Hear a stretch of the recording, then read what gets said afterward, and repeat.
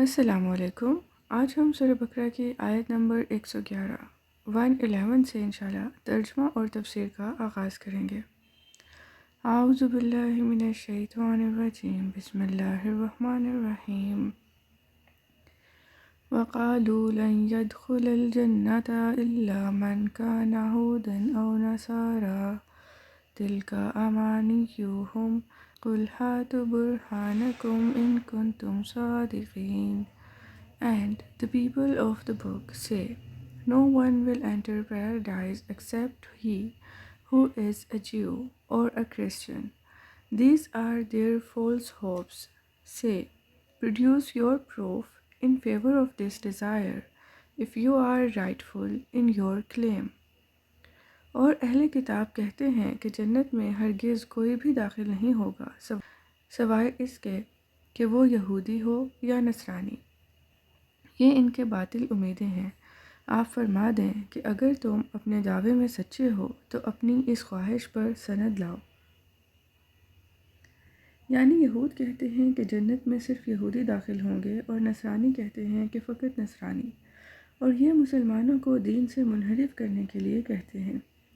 جیسے نسخ وغیرہ کے لیے شبہات انہوں نے اس امید پر پیش کیے تھے کہ مسلمانوں کو اپنے دین میں کچھ تردد ہو جائے، اسی طرح ان کو جنت سے مایوس کر کے اسلام سے پھیرنے کی کوشش کرتے ہیں۔ چنانچہ آخر پارہ میں ان کا یہ مقولہ مذکور ہے، وَقَالُوا كُونُوا هُودًا أَوْ نَصَارَىٰ تَهْتَدُوا۔ اللہ تعالیٰ ان کے اس خیال باطل کا رد فرماتا ہے۔ اس آیت سے معلوم ہوا کہ نفی کے مدعی کو بھی دلیل لانا ضروری ہے، بغیر اس کے دعویٰ باطل ہوگا۔ بَلَىٰ مَنْ أَسْلَمَ وَجْهَهُ لِلَّهِ وَهُوَ مُحْسِنٌ فَلَهُ أَجْرُهُ عِندَ رَبِّهِ وَلَا خَوْفٌ عَلَيْهِمْ وَلَا هُمْ يَحْزَنُونَ.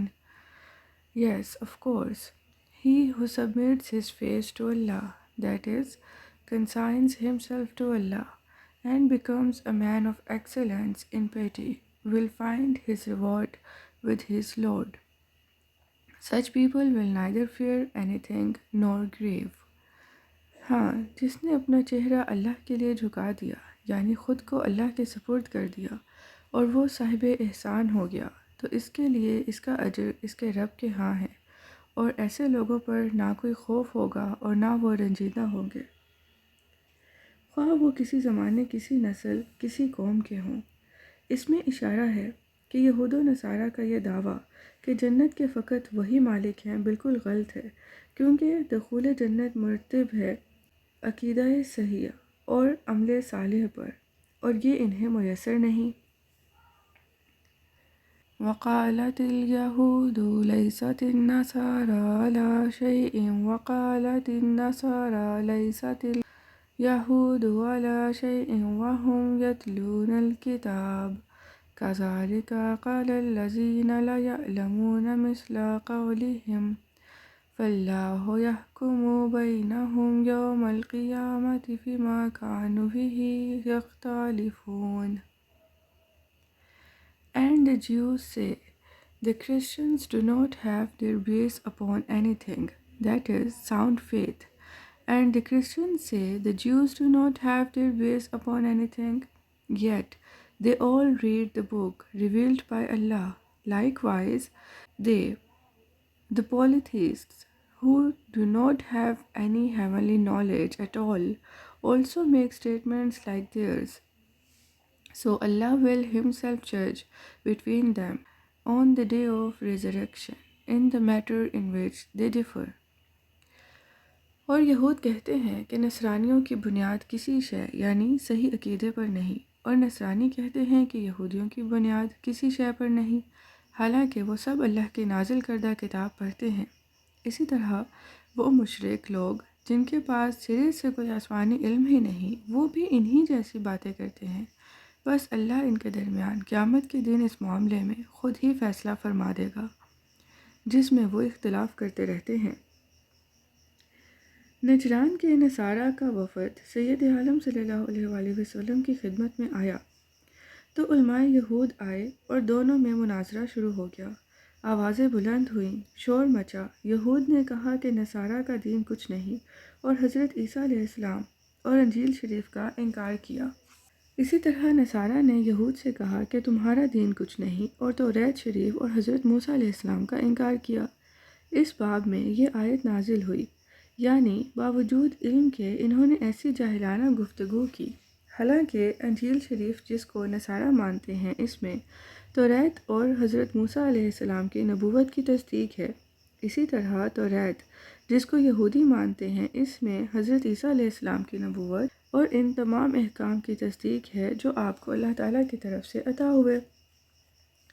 علماء اہل کتاب کی طرح ان جاہلوں نے جو نہ علم رکھتے تھے نہ کتاب، جیسے کہ بت پرست، آتش پرست وغیرہ، انہوں نے ہر ایک دین والے کی تکذیب شروع کی اور کہا کہ وہ کچھ نہیں، انہیں جاہلوں میں سے مشرکین عرب بھی ہیں جنہوں نے نبی کریم صلی اللہ علیہ وآلہ وسلم اور آپ کے دین کی شان میں ایسے ہی کلمات کہے۔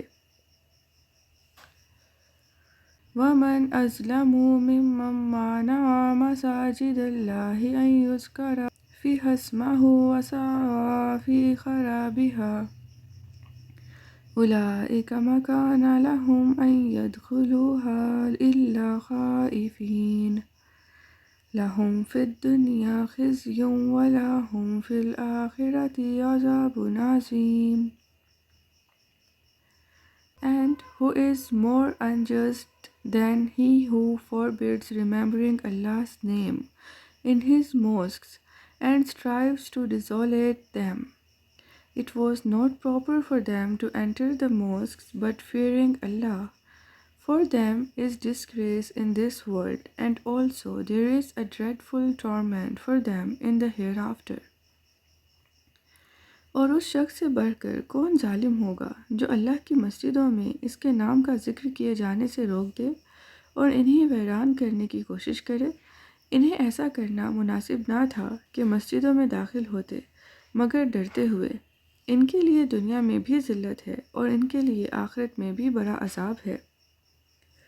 یہ آیت بیت المقدس کی بے حرمتی کے متعلق نازل ہوئی، جس کا مختصر واقعہ یہ ہے کہ روم کے نصرانیوں نے بنی اسرائیل پر فوج کشی کی، ان کے مردان کار آزماں کو قتل کیا، ذریت کو قید کیا، توریت کو جلایا، بیت المقدس کو ویران کیا، اس میں نجاستیں ڈالیں، خنزیر ذبح کیے، معاذ اللہ۔ بیت المقدس خلافت فاروقی تک اسی ویرانے میں رہا۔ آپ کے عہد مبارک میں مسلمانوں نے اس کو بنا کیا۔ ایک قول یہ بھی ہے کہ یہ آیت مشرکین مکہ کے حق میں نازل ہوئی، جنہوں نے ابتدائی اسلام میں حضور سید عالم صلی اللہ علیہ وآلہ وسلم اور آپ کے اصحاب کو کعبہ میں نماز پڑھنے سے روکا تھا اور جنگ حدیبیہ کے وقت اس میں نماز اور حج سے منع کیا تھا۔ ذکر نماز، خطبہ، تسبیح، وعظ، نعت شریف سب کو شامل ہے، اور ذکر اللہ کو منع کرنا ہر جگہ برا ہے، خاص کر مسجدوں میں جو اسی کام کے لیے بنائی جاتی ہیں۔ جو شخص مسجد کو ذکر اور نماز سے معطل کر دے وہ مسجد کا ویران کرنے والا اور بہت ظالم ہے۔ مسجد کی ویرانی جیسے ذکر اور نماز کے روکنے سے ہوتی ہے، ایسے ہی اس کی عمارت کو نقصان پہنچانے اور بے حرمتی کرنے سے بھی۔ دنیا میں انہیں یہ رسوائی پہنچی کہ قتل کیے گئے، گرفتار ہوئے، جلا وطن کیے گئے۔ خلافت فاروقی اور عثمانی میں ملک شام ان کے قبضے سے نکل گیا، بیت المقدس سے ذلت کے ساتھ نکالے گئے۔ وَلِلَّهِ الْمَشْرِقُ وَالْمَغْرِبُ فَأَيْنَمَا تُوَلُّوا فَثَمَّ وَجْهُ اللَّهِ إِنَّ اللَّهَ وَاسِعٌ عَلِيمٌ۔ And the east and the west all belong to Allah alone. So, whichever direction you turn to, there is the presence of Allah. That is, the essence of Allah is radiantly manifest in all directions. Surely Allah is infinite, all knowing. اور مشرق اور مغرب سب اللہ ہی کا ہے، بس تم جدھر بھی رخ کرو ادھر ہی اللہ کی توجہ ہے، یعنی ہر سمت ہی اللہ کی ذات جلوہ گر ہے۔ بے شک اللہ بڑی وسعت والا، سب کچھ جاننے والا ہے۔ صحابہ کرام رسول کریم صلی اللہ علیہ وسلم کے ساتھ ایک اندھیری رات سفر میں تھے۔ جہت قبلہ معلوم نہ ہو سکی، ہر ایک شخص نے جس طرف اس کا دل جما نماز پڑھی۔ صبح کو سید عالم صلی اللہ علیہ وآلہ وسلم کی خدمت میں حال عرض کیا تو یہ آیت نازل ہوئی۔ اس سے معلوم ہوا کہ جہت قبلہ معلوم نہ ہو سکے تو جس طرف دل جمے کہ قبلہ ہے اسی طرف منہ کر کے نماز پڑھے۔ اس آیت کی شان نزول میں دوسرا قول یہ ہے کہ یہ اس مسافر کے حق میں نازل ہوئی جو سواری پر نفل ادا کرے۔ اس کی سواری جس طرف متوجہ ہو جائے اس طرف اس کی نماز درست ہے۔